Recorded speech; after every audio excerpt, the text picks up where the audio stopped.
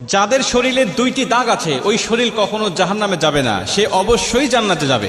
হাদিসটি সহিহ তিরমিজির 1669 নম্বর হাদিস এবং সহিহ আত-তারগিবের 1376 নম্বর হাদিস।